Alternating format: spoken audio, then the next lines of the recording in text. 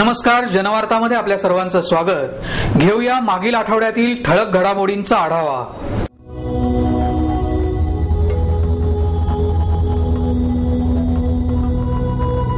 भृगु संहिता से जानिए आपके पिछले जन्म के बारे में, जानिए आपके इस जन्म के बारे में, जानिए आपके अगले जन्म के बारे में।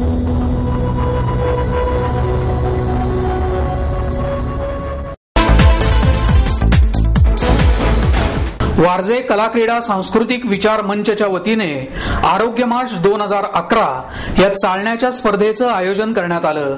वारजे कला क्रीडा सांस्कृतिक विचार मंचाच्या माध्यमातून विविध कला, क्रीडा, सांस्कृतिक स्पर्धा आणि महोत्सवाचे आयोजन दरवर्षी होत असते।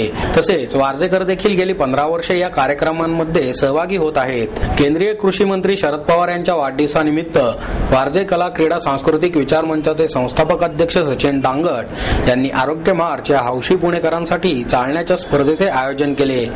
या स्पर्धेच्या उद्घाटनाच्या वेळी म्हाडाचे अध्यक्ष अंकुश काकडे, रवींद्र माळवतकर आदी मान्यवर उपस्थित होते। या स्पर्धेला लहान मुलांपासून ते ज्येष्ठ पुणेकरांपर्यंतच्या नागरिकांनी उत्साहाने सहभाग घेतला। या स्पर्धेत 4 गट विभागले असून महिला, पुरुष, 15 ते 50 वयोगट आणि 50 तसेच पुढे असे गट होते। ही स्पर्धा वारज्यात स्वर्गीय दशरथ दांगट पाटील चौकातून सुरू होऊन बालगंधर्व रंगमंदिर येथे संपली। या स्पर्धेत व्यावसायिक खेळाडूंना बक्षिसे दिली गेली नसून या सामन्यांसाठी प्रत्येक गटात 1 ते 5 क्रमांक काढण्यात आले। यावेळी स्पर्धेतील विजेत्यांना बक्षिसे आणि सन्मान चिन्हे देण्यात आली।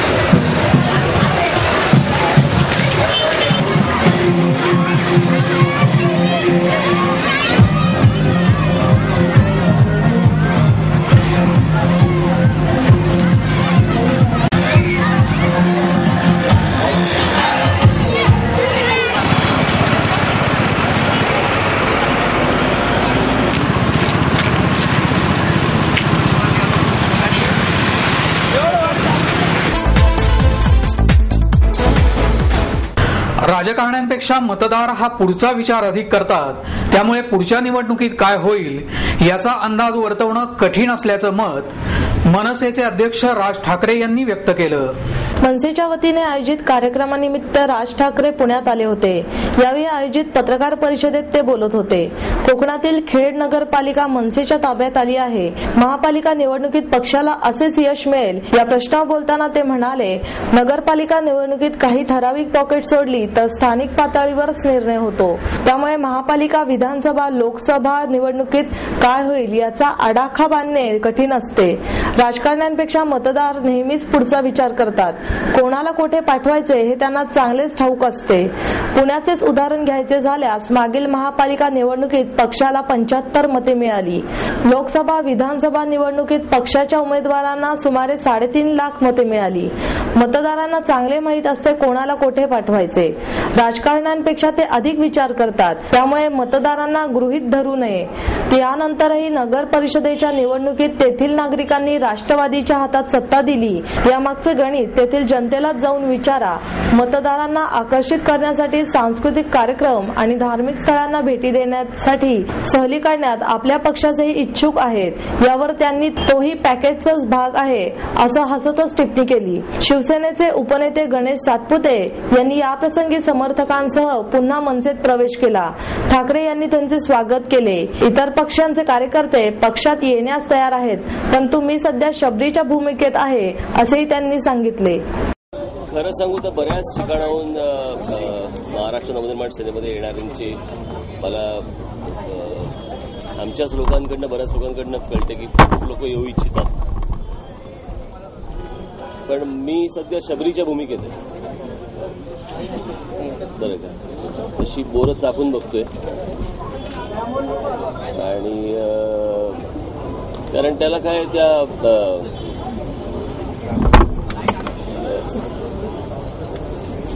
ती तशी बघायला गेलं तर नेव्हर एंडिंग स्टोरी. ही संख्या बरीच मोठी आहे का बाहेर येणाऱ्यांची? भरपूर आहे, बोरं बरीच आहेत. भरपूर आहेत. पण पुण्यातले बोर यापूर्वी चाखून बघितलेलं आहे. पुण्यातलं बोर यापूर्वी चाखून पाहिलेलं आहे. मग काय चष्मा तुम्हाला? पुण्यातलं बोर काय? पुण्यातलं बोर यापूर्वी चाखून पाहिलेलं आहे आपण, कारण यापूर्वी त्यांनी दुसऱ्या बोलले आम्हाला पण चाखायचं म्हणून थोडे दिवस दिलं होतं. पुण्यामध्ये व्हरायटी साधारण किती लोक येऊ इच्छित आहेत? नाही, असा काय आकडा बिकडा नाही, पण मोठ्या प्रमाणात आहे. येतात. आज नगरपालिकांच्या निकाल सगळे येत आहेत. तुम्ही सगळीकडे बहुतांश बघितलं. खेडमध्ये तुम्हाला यश मिळालंय, पुण्यात पण 2 जागा मिळाल्या. एकंदरीत मनसेचा या नगरपालिका निवडणुकीतला जो परफॉर्मन्स आहे त्याच्यावर तुम्ही काय? नाही, मला असं वाटतं बऱ्याच ठिकाणी जागा आलेल्या आहेत आणि इथल्या मतदारांना मी खास करून सर्वप्रथम मी धन्यवाद देईन. माझ्या तिथल्या पक्षाचे जे माझे सहकारी आहेत त्यांना मी शुभेच्छा देईन या सगळ्या गोष्टींची. आणि तुमच्या लक्षात असेल की प्रत्येक ठिकाणी जोर वाढतोय आणि टप्प्याटप्प्याने पुढे जाण्याचा जो आमचा प्रयत्न आहे, मला असं वाटतं तो आम्ही पार करत चाललो. महानगरपालिकांच्या तुलनेत तुम्ही या निवडणुका किती सिरियसली घेतात? कारण तुम्ही स्वतः कुठल्याही सभा घेत आहेत, पण तुमचे काही जण आमदारही फिरत होते, पण किती तुम्ही सिरियसली या निवडणुकांकडे पाहिलं? आणि खेडबद्दल विशेष आमच्या खेडमध्ये आमचे बाळा नांदगावकर आणि इतर सर्व लोक जाऊन बसले होते तिथे प्रचार करत होते. मी आत्ता सध्या येणाऱ्या महानगरपालिकांच्या ज्या निवडणुका आहेत त्या निवडणुका मी जास्ती कॉन्सन्ट्रेट करतो, फोकस करतो त्याच्यावरती. आणि बाकीचे पक्षाचे माझे जे कोणी सहकारी आहेत ते राज्यामध्ये फिरत होते सगळ्या ठिकाणी. मी तुम्हाला एक गोष्ट सांगतो बघा, आपण जसा विचार करतो मला असं वाटतं ह्याच्यापेक्षा खूप पटीने पुढे मतदार याचा विचार करत असतात. आपल्याला असं वाटतं की त्यांना काही कळत नाही, माझ्या मते त्यांना खूप कळत असतं, त्यांना खूप समजत असतं. याचा जर आपण पुण्यामधला जर समजा आपण परिणाम आपण जर नीट पाहिला तर तुमच्या लक्षात असेल की मला 2007च्या महानगरपालिका निवडणुकीमध्ये माझ्या पक्षाला जे मतदान झालंय पुणे शहरात ते साधारणपणे 75,000च्या आसपास झालं होतं.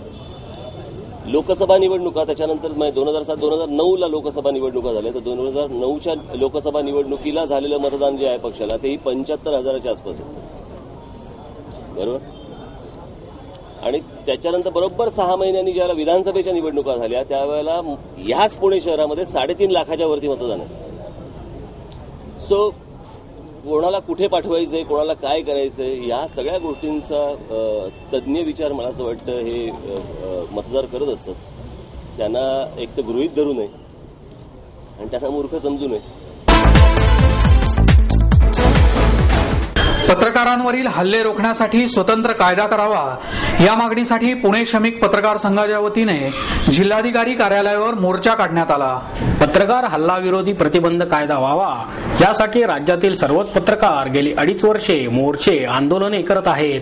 गेल्या वर्षी डिसेंबर महिन्यातील हिवाळी अधिवेशनात हा कायदा व्हावा म्हणून नारायण राणे यांच्या नेतृत्वाखाली एक कमिटी स्थापन करण्यात आली, पण आता अशा कायद्याची काही गरज नाही असे या कमिटीचे म्हणणे आहे. तर हा कायदा व्हावा यासाठी पुणे श्रमिक पत्रकार संघाच्या वतीने पत्रकार भवन ते पुणे जिल्हाधिकारी कार्यालय येथे दुचाकीवरून मोर्चा काढण्यात आला. या मोर्चाचे नेतृत्व पुणे पत्रकार संघाचे अध्यक्ष उमेश घोंगडे यांनी केले. यावेळी श्याम दौंडकर, प्रकाश भोईटे, योगेश कुटे, प्रसाद कुलकर्णी, चैतन्य मचाले आणि अन्य पत्रकार उपस्थित होते. निवासी उपजिल्हाधिकारी अनिल पवार यांना निवेदन यावेळी देण्यात आले आणि लवकरात लवकर हा कायदा व्हावा अन्यथा राज्यभर तीव्र आंदोलन करण्यात येईल असा इशारा उमेश घोंगडे यांनी यावेळी दिला. पत्रकार हल्ला विरोधी प्रतिबंध कायदा व्हावा यासाठी गेली 2.5 वर्ष आपण शासनाकडे पाठपुरावा करतोय. आपण पुण्यातून आणि राज्याच्या प्रत्येक जिल्ह्यातून अनेक वेळा यापूर्वी आंदोलन झालेली आहेत. या आंदोलनानंतर राज्य शासनाने 1 वर्षापूर्वी हिवाळी अधिवेशनामध्ये गेल्या डिसेंबरच्या हिवाळी अधिवेशनामध्ये सांगितलं होतं की आम्ही कायदा करू. त्यानंतर त्यांनी समिती नेमली, पण त्या समितीने आता नुकताच गेल्या महिन्यात अहवाल दिला आहे. त्यांनी असं म्हटलंय की पत्रकारांच्या कायद्या संरक्षणासाठी स्वतंत्र कायद्याची गरज नाहीये. खरं तर ही राज्यातल्या सगळ्या पत्रकारांची घोर फसवणूक आहे. राज्य सरकारने आश्वासन देऊन सुद्धा राज्य सरकारचीच एक समिती म्हणते की अशा कायद्याची गरज नाहीये. आम्ही या समितीच्या निर्णयाचा धिक्कार करतोय.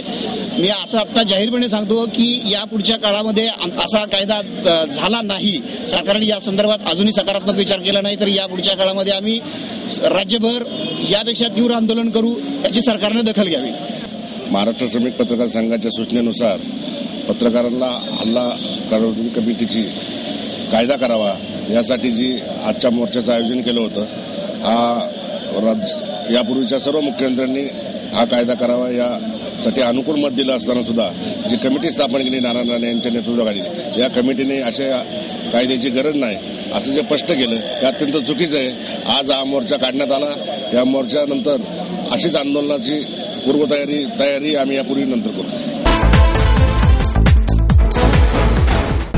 विदेशी गुंतवणुकीला आपला विरोध असून विदेशीवर बहिष्कार टाकून स्वदेशीचा वापर करा असं आवाहन ज्येष्ठ योगगुरू रामदेव बाबा यांनी केलं. योग शिबिरानंतर ते आयोजित पत्रकार परिषदेत बोलताना म्हणाले, 2012 मध्ये आपण काळा पैसा आणि भ्रष्टाचाराविरोधात देशभर लढा देणार असून उमेदवारांकडून शपथपत्र घेण्यात येईल. देशातील भ्रष्टाचार विरोधात ज्यांनी लढा देण्याचा प्रयत्न केला त्यांना काँग्रेसने बदनाम करण्याचा प्रयत्न केला. काँग्रेसलाच फक्त आपली अडचण आहे. राजकीय मंडळींनी पैशासाठी आपल्या देशातील विक्री क्षेत्र परदेशी लोकांच्या हाती देण्याचा डाव आखला आहे. देशातील भ्रष्टाचार संपवण्यासाठी सशक्त लोकपाल असणे गरजेचे असले तरी केवळ लोकपालमुळे भ्रष्टाचार संपेल असे नाही. देशातील खाण उद्योग, साधन सुविधा, औषध निर्मिती, शिक्षण आणि विक्री क्षेत्रामध्ये सर्वाधिक भ्रष्टाचार होत आहे.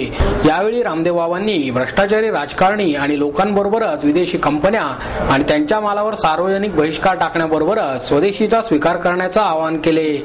आपण यापुढील काळात निवडणुका असणाऱ्या 5 राज्यांमध्ये जाऊन तेथे भ्रष्ट नेत्यांविरुद्ध आंदोलन करणार आहोत. जनतेनेही सहकार्य करून त्या नेत्यांवर बहिष्कार टाकावा असे आवाहन रामदेव बाबांनी केले. स्विस बँकेत काळा पैसा जमा केलेल्या पुण्यातील नगरसेवकाचे नाव विचारले असता रामदेव बाबांनी या प्रश्नाला बगल दिली.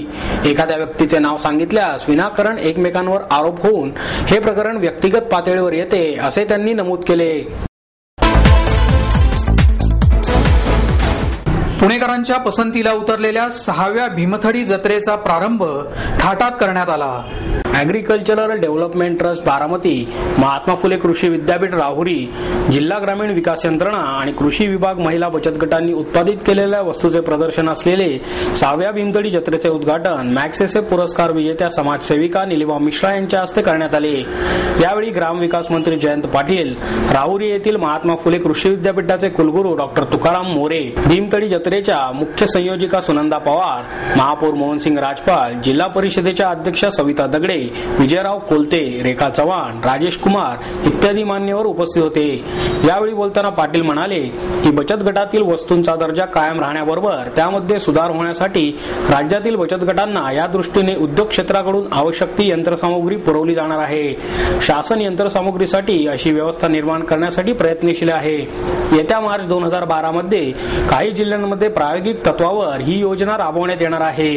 बचत गटाच्या कामातून महिला आता ग्रामीण अर्थव्यवस्था बदलण्याचे काम भीमथडीच्या माध्यमातून होत आहे. मात्र त्यांनी त्यांच्या उत्पादनाच्या वस्तू बदलल्या पाहिजेत अशी अपेक्षा त्यांनी यावेळी व्यक्त केली. रेडीमेड गारमेंट, इलेक्ट्रॉनिक वस्तूंची जोडणी इत्यादी सारख्या व्यवसायांकडे बचत गटांनी वळले पाहिजे. बचत गटाच्या महिलांना हस्तकलेचे कौशल्य आणि तंत्र शिकवण्यासाठी ग्रामविकास विभागामार्फत इंडोनेशिया, तैवान आणि थायलंड या हस्तकलेतील पारंगत देशांकडून प्रशिक्षण दिले जाणार असल्याची माहितीही त्यांनी यावेळी दिली.